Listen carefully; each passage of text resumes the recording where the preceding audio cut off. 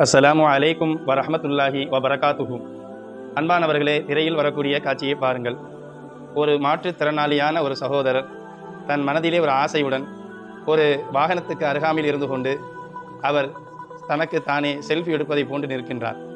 வாகன உரிமையாளரை கண்டவுடன் ஓடுகிறார்.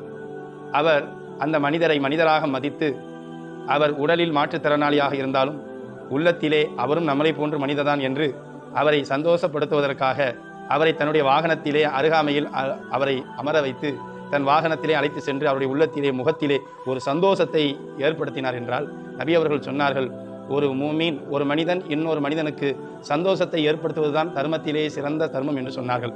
மாற்றுத்திறனாளிகளோடு எந்த அளவுக்கு நடந்து கொள்ள வேண்டும் என்பதை பெருமானார் ஸல்லல்லாஹு அலைஹி வஸல்லம் அவர்களை பற்றி கூறும்போது, அன்ன ரசூலுல்லாஹி ஸல்லல்லாஹு அலைஹி வஸல்லம் அகல மஅ ரஜுலின் முசாபும் பில் பரசீன், வாத நோயால் பாதிக்கப்பட்ட ஒரு மனிதரோடு பெருமானார் சாப்பிட்டார்கள். ஃபீ கஸஅத்தின் வாஹிதத்தின், ஒரே தட்டில.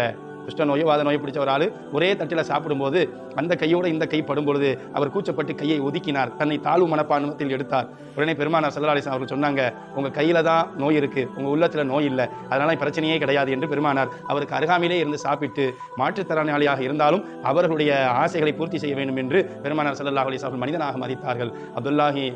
அன்பான அல்லாஹ்வின் நல்லடியார்களே, அப்துல்லாஹ் இப்னு உம்மி மக்தும் என்ற ஒரு கண் தெரியாத ஒரு சஹாபி பெருமானாரிடத்தில், எனக்கு மாற்றுத்திறனாளி நான் தொழுகைக்கு வர முடியாது என்று தன்னைத்தானே தாழ்வு மனப்பான்மையுடன் கூறினார். பெருமானார் அதுக்கு சொன்னார்கள், நீங்கள் அப்படி ஒதுங்கிவிடக்கூடாது, வீட்டிலிருந்து ஒரு கயிற்றை பள்ளிவாசலுக்கு கட்டி கயிற்றை பிடித்தாவது நீங்கள் பள்ளிவாசலுக்கு வார்கள் என்று அவருடைய உள்ளத்தில் தாழ்வு மனப்பான்மையை எடுத்து அவரும் தன்னால் முடியும் என்பதை ஒரு முயற்சியை ஏற்படுத்தி காமித்தார்கள். அதே போன்று அவர் வந்தார். பிற்காலத்திலே அந்த மக்காவுக்கு பாங்கு சொல்லக்கூடிய, அதாவது எல்லா மக்களையும் அழைக்கக்கூடிய ஒரு பெரிய மனிதராக அவர் உருவாகினார் என்று சொன்னார். அன்பானவர்களே, தாழ்வு மனப்பான்மையுடன் இருக்கக்கூடிய மாற்றுத்திறனாளிகளை அவர்களை அந்த நிலைமையில் நாம் பார்க்காமல் அவர்களும் நம்மை போன்று மனிதர்கள் தான் என்று அவர்களோடு நாம் என்ன செய்ய வேண்டும், இணக்கமாக இருக்க வேண்டும். இறைவன் அதற்கு அருள் புரிவானாக. அஸ்ஸலாமு அலைக்கும் வரஹ்மத்துல்லாஹி வபரகாத்துஹு.